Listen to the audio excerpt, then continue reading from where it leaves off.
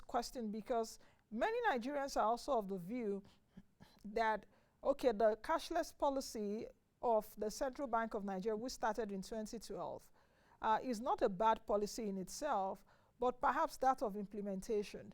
But I really want to ask you, can an economy really go without cash?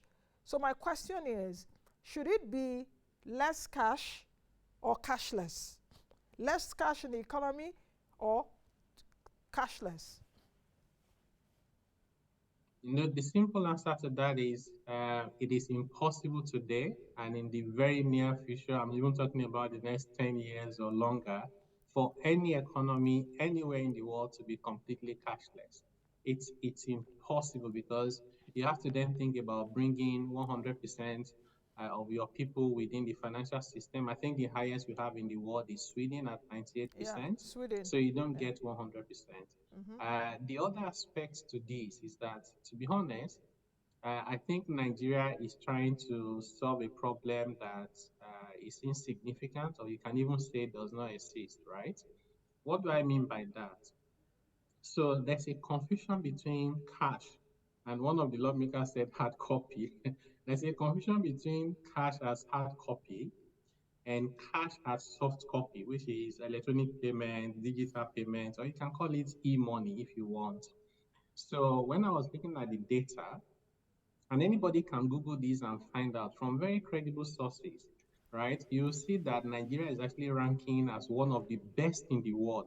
So we've tried to introduce the cashless economy, which is maybe they say is not to not have cash at all, but it's to have less cash. So cash less.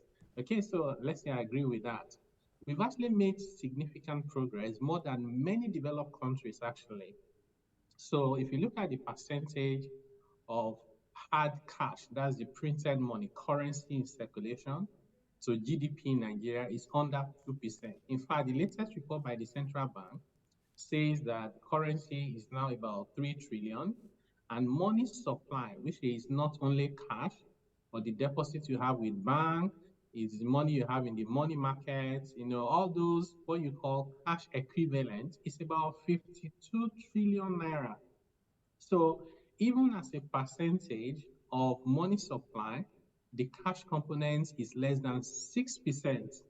So whether you're talking about America, in fact, you can even divide by the number of people in Nigeria. If you divide the currency in circulation by the number of Nigerians, you get something equivalent to about $34. If you did that for America, in fact, divide the amount of dollar notes in circulation by the world's population, not America's population, because US dollar is a global currency.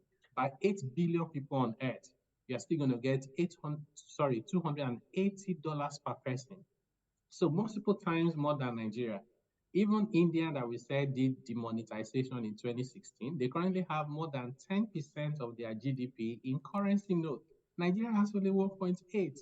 Nigeria should be celebrating and telling the whole world to come and learn from us how we have been able to achieve that level of progress in a short period of time, despite more than 30% of our adults not within the banking system.